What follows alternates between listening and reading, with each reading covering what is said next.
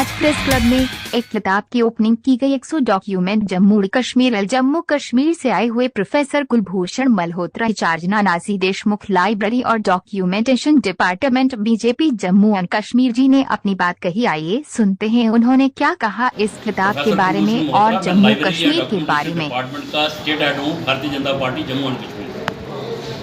हमारा पहली बार ही आना हुआ। अमित साहब ने हमें निवेदन किया था कि आपने जम्मू कश्मीर के प्रति इतिहास लिखा, अब लोगों को इतना मालूम नहीं है तो ये किताब का विमोचन वहाँ भी होना चाहिए और लोगों को पता चलना चाहिए। चेयरमैन साहब उन्होंने भी हमें हौसला अफजाई दी और आज आपके सामने जम्मू से आके इस किताब का दोबारा विमोचन किया।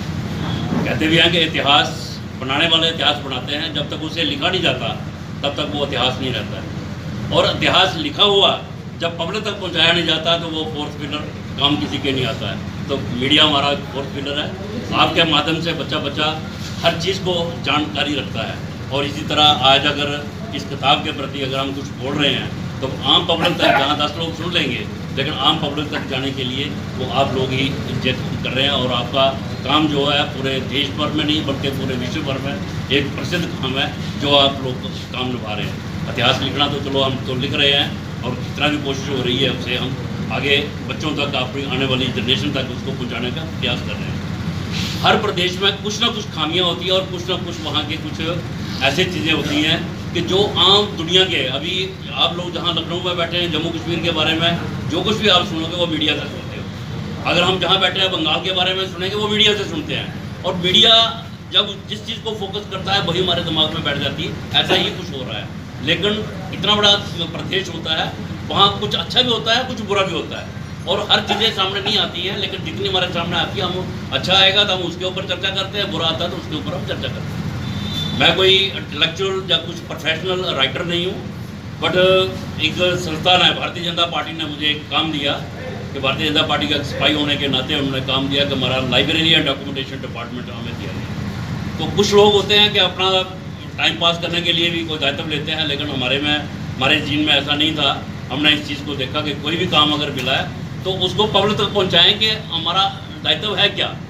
तो उसमें हमें ये पता चला कि एक 52-53 में एक एजिटेशन हुई थी बहुत बड़ी। मैं पीछे 47 से पहले नहीं जाऊंगा क्योंकि 47 का पहले का इतिहास सब दुनिया को मालूम है, लोग पढ़ते भी हैं सुनते भी हैं।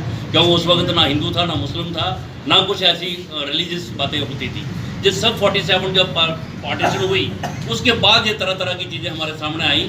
क्योंकि हर एक आदमी सत्ता चाहता है, सत्ता पाने के लिए वो कुछ भी भाई को मरवा देता है, एक रिलीजियस दूसरे रिलीजियस के ऊपर कीचड़ उछालता है। ये सारी बातें मैं तो साफ कहूँगा जितना मैं जानकारी रखता हूँ उससे पहले होती होंगी तो बड़े स्तर पर होती थी, लेकिन 47 के बाद जो आई हैं वो छोटे स्तर पर आई। लेकिन इन्होंने एक दुनिया में मतलब कि अपना ऐसा देश में विस्तार कर दिया कि भाई को पहचानना मुश्किल हो गया। इसी तरह जम्मू कश्मीर का भी जब 47 में पार्टीशन हुई, जब मैं इतिहास में गया कि डॉक्यूमेंटेशन करने के लिए मैं ढूंढने लगा तो पता चला कि एक 52-53 में बहुत बड़ी जम्मू कश्मीर में एजिटेशन हुई।